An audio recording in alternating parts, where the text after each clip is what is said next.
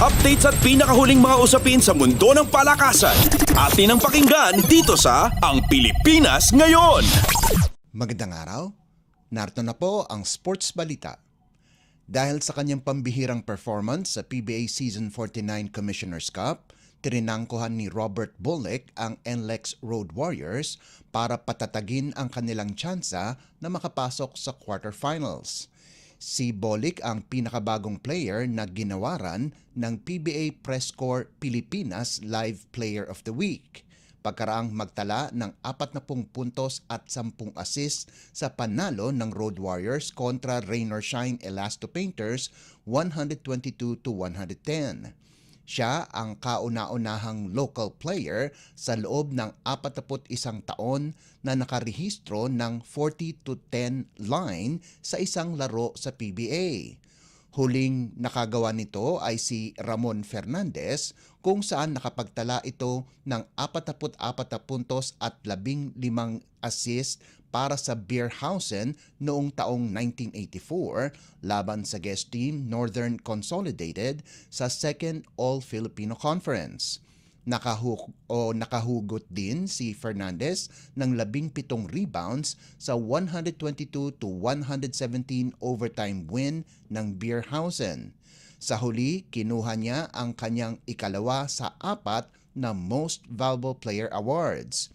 Dahil sa panalo, gumanda ang record ng NLEX sa 5-6 para makihati sa ikawalong pwesto kasama ang Magnolia habang nakaangat ng isang laro sila kontra sa San Miguel Beer na may 5-7 marka. Patungo sa kanilang huling asignatura sa elimination round laban sa guest team Eastern itong darating na Miyerkules na gaganapin sa Smart Araneta Coliseum. Kailangang manalo ng Road Warriors laban sa Hong Kong para masigurong makuha ang 8th seed at makapasok ng quarters. Nakuha ni Bolick ang award laban kina Arven Tolentino ng Northport at Xavier Lucero at Jerome Lastimosa ng Magnolia. Updates at pinakahuling mga usapin sa mundo ng palakasan. Atin ang pakinggan dito sa Ang Pilipinas Ngayon. Nananatiling mailap para sa Zamboanga Valientes ang panalo pagkatapos mabigo muli sa 34th Dubai International Basketball Championship na ginanap sa United Arab Emirates. Sinayang ng Valientes ang 17 puntos na abante para sa 107-84 pagkatalo laban sa Al Ahly Tripoli. Dahil sa talo, naging 0-2 na ang record ng Valientes na unang natalo laban sa Al Sharjah Club 97-82. Naging mabigat ang tambalang Mohamed Sadi at Wuat Alok para sa Al Ahly Tripoli kung saan nakagawa si Sadi ng 25 puntos, 6 na rebounds at 3 assist, habang si Alok ay nakalikom ng 24 puntos, 11 boards at 1 assist. Sa panig naman ng Zamboanga, kapwa sina Adonis Thomas at Samuel De Guara ay nagtapos ng may 25 puntos bawat isa. Susubukan ng Valientes na kunin ang kanilang unang panalo itong Miyerkules kontra sa Gese. Updates at pinakahuling mga usapin sa mundo ng palakasan. Atin ang pakinggan dito sa Ang Pilipinas Ngayon.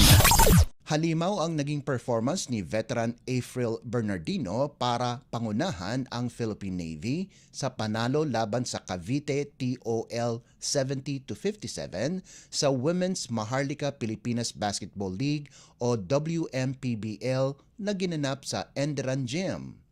Nagtapos ang veteranong player ng Gilas Women na si Bernardino ng may game high 28 puntos mula sa 11 of 17 shooting, kasama pa ang 13 rebounds, 4 na assists, 3 steals at 3 tapal para pangunahan ang Lady Sailors sa kanilang unang panalo sa torneo. Nagdagdag naman si Trixie Antiquera ng 11 puntos para sa Navy. Sa kabilang panig, nagtapos sina Erica Jimenez at Luisa San Juan ng may tig 10 puntos kung saan nakalikom din si Jimenez ng 14 na rebounds. Ito ang kauna-unahang season ng WMPBL at ang kauna-unahang liga para sa mga babaeng basketbolista sa bansa. May 14 na koponan ang kalahok sa liga na hinati sa dalawang grupo. Kasama sa Group A ang mga koponan ng Discovery Perlas, FEU Lady Tamaraws, CEU Lady Scorpions, Cavite Toll Patriots, PSP Jimmers, Solar Home Suns at ang Pilipinas Navy Aguilas. Samantala, kasama naman sa Group B ang UST Growling Tigresses, Easy Jersey Relentless, San Juan Lady Knights, New Zealand Blue Fire Valkyries, Kalos PH Philippine Navy Lady Sailors at Galleries Tower High Risers. Updates at pinakahuling mga usapin sa mundo ng palakasan. Atin ang pakinggan dito sa Ang Pilipinas Ngayon. At yan pinakahuling balita sa larangan ng palakasan. Para sa Radyo Pilipinas World Service, ito po si Leo Magpayo. Magandang araw.